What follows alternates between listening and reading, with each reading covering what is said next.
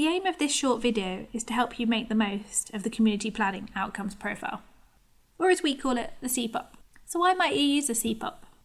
Well, the aim of the CPOP is to help you understand your local area. It provides a core set of 18 measures on important life outcomes, including early years, older people, safe, stronger communities, health and well-being. The CPOP provides a consistent basis for measuring outcomes and inequality of outcomes in your area. The CPOP has different parts: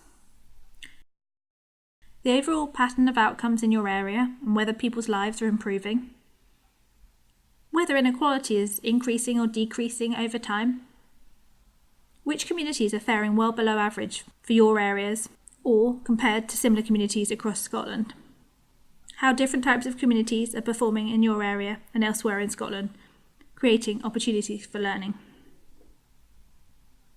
Before we dig into the data, let's have a look at some of the practical aspects of the tool. So you can select a colour-blind colour scheme here. You can select any of the pages within the CPOP tool along here. To enlarge the screen at any time, press here. You can also press F11 to expand the screen at any time. Okay, let's turn to the data. So the first page within the tool looks at the CPP over time. This gives you an overview of your CPP and what is going on across the 18 indicators over the last 10 years. The coloured circles tell you if your CPP is doing better or if it's improving at a faster rate than the comparator, which by default is Scotland, but you can also select any other CPP. Green shows that for that indicator, the CPP is doing better and has a faster improvement rate than Scotland. Red means that the CPP is doing worse and has a slower rate of improvement than Scotland. And finally, a yellow circle shows that for the specific indicator, the CPP is either doing worse or improving more slowly than Scotland. Looking at Midlothian as an example, we can see that many of the indicators are marked as yellow, several as green and red. Those indicators that are red would probably be worth looking at more closely and trying to understand, for example, unplanned hospital attendances or child poverty. So let's turn to looking at all the CPPs. All the CPPs page, we provide the most recent year of data available for each indicator, for all of the CPPs in Scotland. The aim of this page is to see how the CPP you've selected is performing in relation to other CPPs within Scotland. The selected CPP is coloured green. The horizontal line is the selected comparator, which by default is Scotland. Looking at East Lothian as an example, we can see that for many of the indicators, East Lothian sits in the middle, and that has relatively low levels of fuel poverty, but higher than average unplanned hospital attendances compared to other CPPs in Scotland. Let's turn to looking at similar CPPs. The CPP Similar page provides the most recent year of data for your CPP and other similar CPPs based on deprivation. This helps you see how your CPP is performing in relation to the similar ones across Scotland. Looking at East Renfrewshire within its family group helps identify areas it is doing well in and those it is not doing so well in. For example, it has the highest median earnings, yet the highest proportion of residents claiming out of work benefits within its family group. Let's turn to looking at the inequalities page. On this page, we have two different measures of inequality. The table shows the average score for the most deprived and the least deprived areas over time for the key outcomes.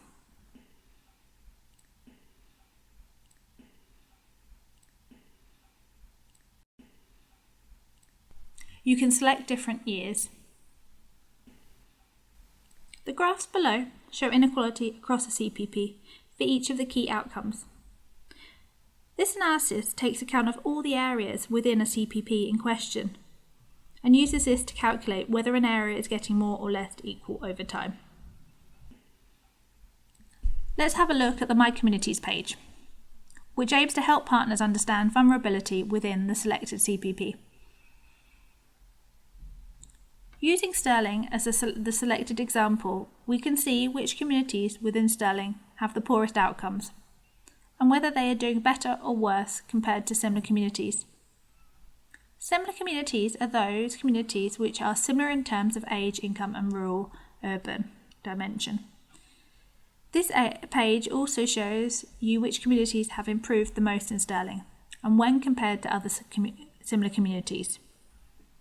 The percentage in the green box shows what percentage of communities in Stirling are doing better than expected.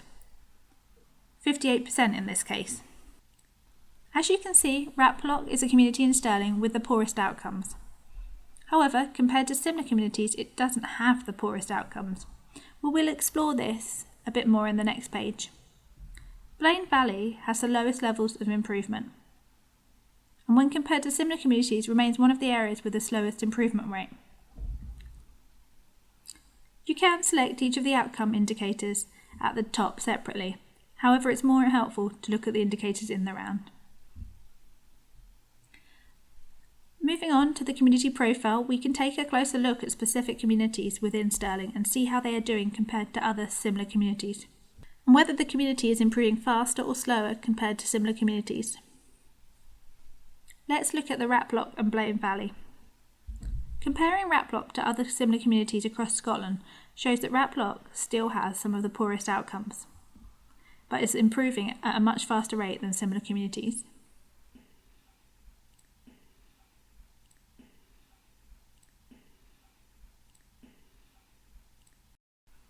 Blaine Valley has both poor outcomes compared to similar communities and the slowest improvement rate.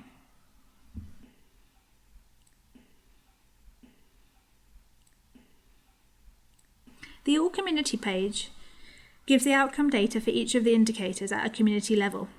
Let's look at Blaine Valley and Raploch again.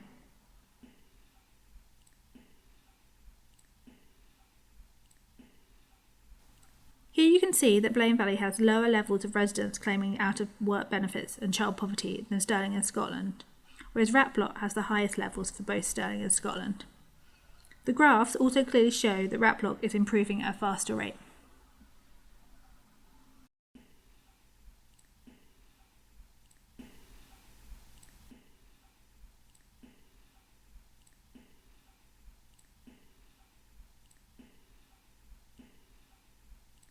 In the CPOP, we also provide some data zone level data. This allows you to dig down to the lowest level of data we have available. However, it's worth bearing in mind that data zone data tends to be quite volatile year on year.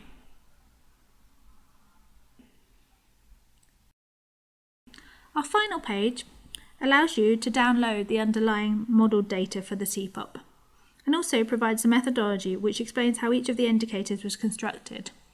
You can also see that there are links to other useful profiles here. Finally, thanks for watching, and if you have any questions, please just drop us an email.